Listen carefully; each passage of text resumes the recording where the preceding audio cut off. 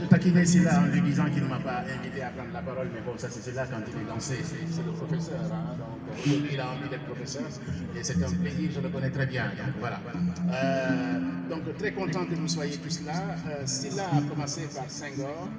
Très intéressant de commencer par Senghor. Il faut savoir tout simplement que Senghor fait partie des gens qui ont été à l'initiative de l'Organisation internationale de la francophonie. Mais avant ça, dans les 1930, il y avait ce qu'on appelle effectivement le mouvement de la négritude avec Césaire, Damas, etc.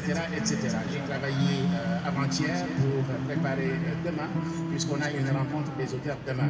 Donc Senghor a beaucoup fait pour la littérature. Mais autre chose que Senghor a fait aussi, c'est ce genre de rencontre.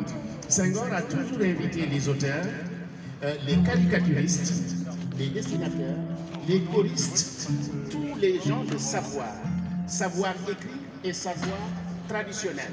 Senghor avait cette capacité-là, et ça, il faut lui reconnaître ça. Cela a parlé aussi de Victor Hugo. Attention à Victor Hugo. Victor Hugo, les Antillais en veulent à Victor Hugo. Il faut dire la vérité parce qu'il a été un peu aussi pour la colonisation et ça a beaucoup déplu aux Antillais qui sont en train de faire un travail sur Victor Hugo parce qu'en fait, tout auteur peut écrire de bonnes choses mais aussi écrire de mauvaises choses. Et il fait partie, il a eu quelquefois, il a trébuché. Il a trébuché. D'ailleurs, j'ai un grand artiste sénégalais qui s'appelle Ousmane Sow, celui qui fait des grandes sculptures, de très grandes sculptures au Fond des Arts, qui a représenté Victor Hugo à Besançon. Victor Hugo a une très belle sculpture à Besançon. Besançon où j'ai fait mes études de philosophie. D'accord? Donc ce sont deux penseurs que je connais très bien et qui sont fort intéressants. Mais effectivement, nous, penseurs, nous avons aussi une approche critique à apporter effectivement à ces anciens-là, à ces penseurs, parce que le penseur peut dire vrai, mais il peut aussi trébucher. Il est important, quoi qu'on fasse, quoi qu'on dise, de pouvoir révéler les travers des auteurs. Parce que, comme on dit, comme suce l'os, elle n'avale pas, tu suces l'os, n'avale pas la moelle.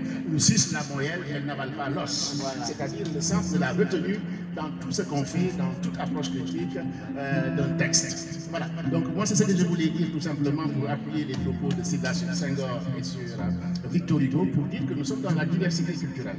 Vous voyez, on est en Afrique, Senghor travaille sur le métissage des arts, le métissage de la littérature. Il dit enracinement et ouverture. Enracinement dans notre patrimoine culturel, enracinement dans nos valeurs, enracinement, mais aussi ouverture au monde, parce que quelqu'un qui s'enferme, il s'essure, comme le dit Césaire. Donc il est important qu'on apprenne à nos enfants à se connaître, mais aussi à s'ouvrir. Parce que si tu ne t'ouvres pas, ben, tu deviens la risée du quartier, tu crois savoir alors que tu ne sais rien. Parce que le savoir est multiple. Et Cheikh Anta Diop nous disait une chose, allez apprendre jusqu'au dents.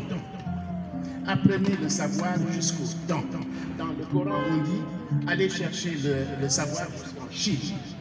Pourquoi? Parce que tout simplement, celui qui sait, c'est celui qui est ouvert d'esprit. L'ignorant, il est méchant, il est brut. Et SOS travaille pour la paix. Mais la paix, c'est quoi? Pour avoir la paix, il faut savoir. Pour avoir la paix, il faut accueillir. Pour avoir la paix, il faut rencontrer. Pour avoir la paix, il faut dialoguer. Mais quand vous restez dans votre coin avec votre ignorance, ben vous ne pouvez pas dépasser la paix. Vous êtes toujours dans la violence, etc. Donc c'est pourquoi nous essayons d'avoir ce genre de rencontre-là pour accueillir, pour discuter. Je suis très content de retrouver Solo Niaré que j'avais déjà rencontré il y a 3 ans. Vous voyez comme le monde est petit, il y a 3 ans, à l'occasion d'un grand événement organisé dans le 14e par une jeune femme. Et c'est là que j'ai rencontré pour la première fois le doyen Abou Fall. Voilà.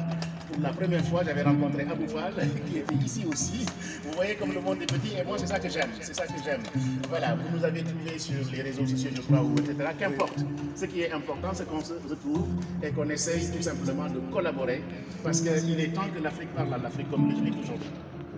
Il est temps que l'Afrique parle à l'Afrique, mais que l'Afrique ne s'enferme pas. Elle parle à l'Afrique, c'est-à-dire soutenir nos compatriotes, accompagner nos compatriotes, les écouter, les pousser comme le jeune camarade qui est venu aujourd'hui ici et qui a un très bon concept, Niaré qui est dans l'écriture avec une belle façon de faire que j'ai beaucoup apprécié. Après je l'ai perdu de vue, je m'en excuse parce que je suis un peu partout.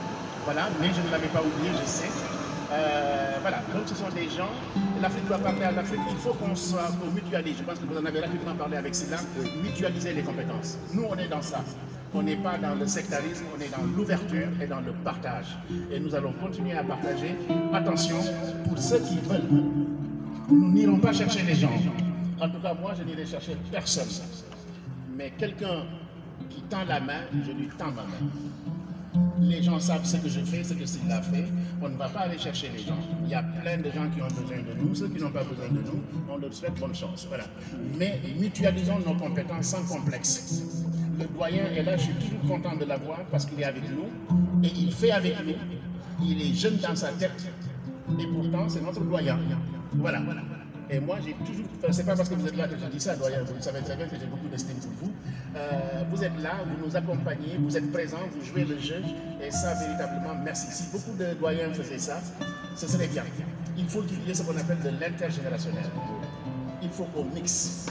Vous qui savez, vous savez, mais nous qui sommes plus jeunes, nous avons de nouvelles compétences. Ce jeune homme qui est là, il a de nouvelles compétences qu'il peut nous apprendre. Et ça, c'est important. Ils ont une autre façon de travailler, une autre façon de se cultiver. À nous de nous ouvrir à ça.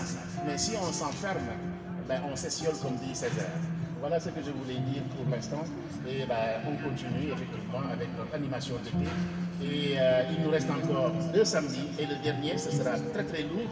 Et solo si vous pouvez être là encore, parce que là, on va inviter tous les anciens qui ont fréquenté l'animation d'été et pour que vous puissiez présenter effectivement votre travail.